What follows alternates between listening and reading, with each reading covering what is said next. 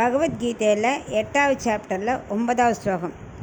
கவிம் புராணம் அனுசாசிதாரம் அனோரணீயாம் அசமனுஸ்மரேத்யஹ சர்வஸ்ய தாதாரம் அச்சிந்த்ய ரூபம் ஆதித்யவர்ணம் தமசப் பரஸ்தாத்.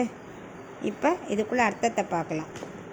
9, 10 சேர்ந்தே தான் பார்க்கணும். ஆனால் இப்போ 9க்குள்ள அர்த்தத்தை மட்டும் பார்ப்போம். பெருமாளை பக்தி பண்ணவனுக்கு ஐஸ்வர்யம் வேணும்னாலும் பகவானைத்தான் வேண்டணும்னு பார்த்தோம். ஆனால் எப்படி ப்ரே பண்ணணும், அவன் எதை தெரிஞ்சுக்கணுன்னா பகவான் எப்படிப்பட்டவர் முதல்ல புரிஞ்சுக்கணும். அவர் தான் எல்லாவற்றையும் அறிந்தவர், அதாவது சர்வஜன். அப்புறம் புராணமானவன், ரொம்ப பழமையானவன், நமக்கெல்லாம் புரிஞ்சிக்க முடியாத அளவுக்கு அவ்வளோ பழமையானவர். எல்லாரையும் நியமிக்கக்கூடியவர், அவர் தான் எல்லாத்தையும் நியமிக்கிறார். அப்புறம் எல்லாரையும் அவர் ஆட்சி செலுத்துபவர். அப்புறம் மிக நுண்ணிய பொருளுக்குள்ளும் நுண்ணியமாக இருக்கிறார். ஆத்மாவே சின்னது, அதுக்குள்ளே அந்தரியாமியாக இருக்கார் இல்லையா. ஸோ சிறியவற்றுக்குள் சிறியதாக இருப்பவர். எப்படி அப்படின்னு எவன் நினைக்கிறானோ, அந்த எவன் நினைக்கிறானோங்கிறது இப்போ சொல்ல முடியாது, ஏன்னா அடுத்த ஸ்லோகத்தையும் கண்டினியூ வருது. ஸோ இப்படிப்பட்டவர் முதல்ல இதில் பகவானோட பெருமையை மட்டும் சொல்கிறார்.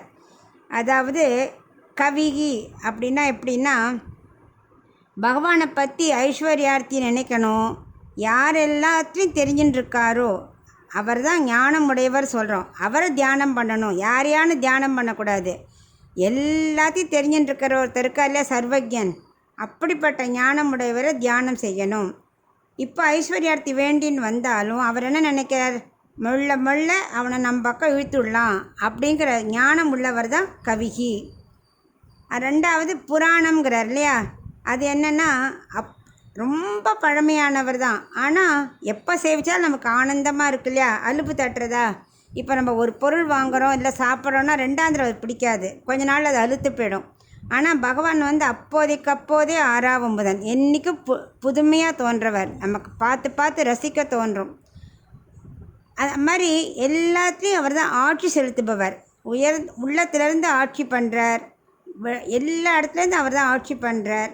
உலகத்தையே அவர் தான் நியமிக்கிறார், படைக்கிறார். அப்புறம் அனோரணீயம்னா எல்லாவற்றுக்குள்ளும் இருக்கிறார், அவர் தான் படைப்பாளி. அதை ஐஸ்வர்யார்த்தி நன்னா புரிஞ்சுக்கணும். நமக்கு இவ்வளோ உயர்ந்த அளவுக்கு ஐஸ்வர்யத்தை கொடுத்துருக்கார். அந்த பக்தி தரத்துக்கு பகவானை பிரார்த்திக்கணும். பகவானே, நான் இவ்வளோ கொடுத்துருக்கேன், எனக்கு நான் உன்னையே அடையிறதுக்குள்ளே அறிவை கொடு அப்படின்னு அவரை பிரார்த்திக்கிற அளவுக்கு உயரணும். பணம் கொடுத்தாச்சு போருன்னு விடக்கூடாது.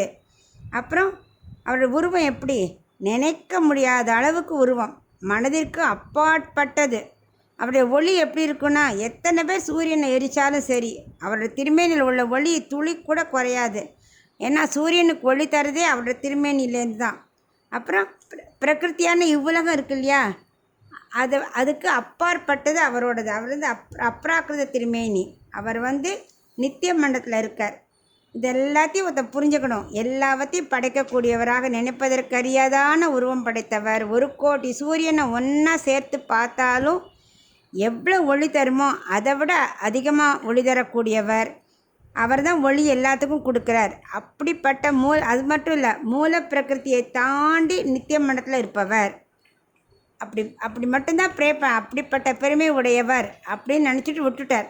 அப்படிப்பட்டவர் எவரோ அதை அடுத்ததோட கண்டினியூ பண்ணணும். இப்போ அவரோட பெருமை மட்டும் அப்படிப்பட்டவர் அதோடு நிறுத்திக்கிறார் 9வது ஸ்லோகத்தில்.